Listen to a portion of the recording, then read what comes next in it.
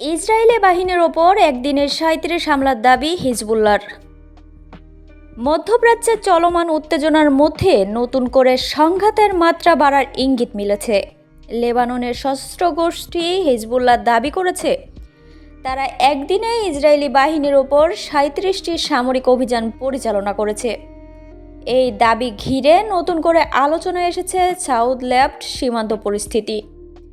গোষ্ঠীটির প্রকাশিত এক বিবৃতিতে বলা হয়, তাদের যোদ্ধারা বিভিন্ন স্থানে অবস্থানরত ইসরায়েলি ডিফেন্স ফোর্স সদস্য সামরিক যান এবং প্রকৌশল সরঞ্জাম লক্ষ্য করে ধারাবাহিকভাবে হামলা চালায়।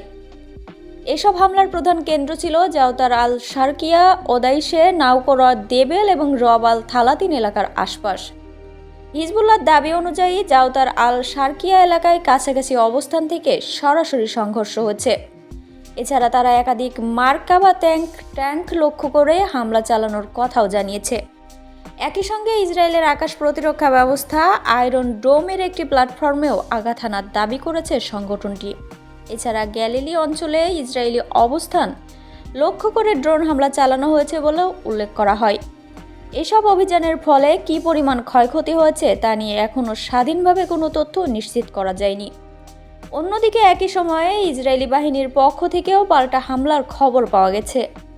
দক্ষিণ লেবাননে পাল্টা হামলার বিমান হামলায় অন্তত ৩১ জন নিহত হয়েছেন বলে জানিয়েছে দেশটির স্বাস্থ্য মন্ত্রণালয়।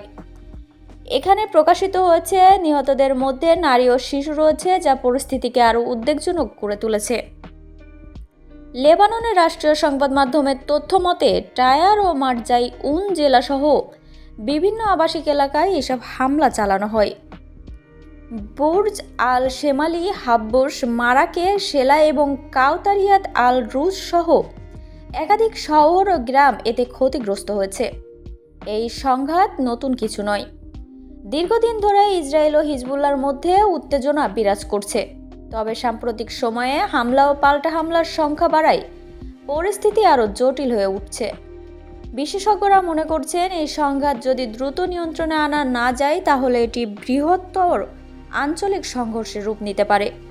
আন্তর্জাতিক মহল ইতোমধ্যে পরিস্থিতি পর্যবেক্ষণ করছে, উভয় পক্ষকে সংযত থাকার আহ্বান জানিয়েছে। তবে মাটির বাস্তবতায় এখনও উত্তেজনা কমার কোনো স্পষ্ট লক্ষণ নেই। সব মিলিয়ে একদিনে ৩৭ হামলার শিকার মধ্যপ্রাচ্যের নিরাপত্তা পরিস্থিতিকে আরও অনিশ্চয়তার দিকে ঠেলে দিয়েছে। এতে সাধারণ মানুষের জীবন ঝুঁকি বাড়ছে, শান্তি প্রতিষ্ঠার পথ আরও কঠিন হয়ে পড়ছে।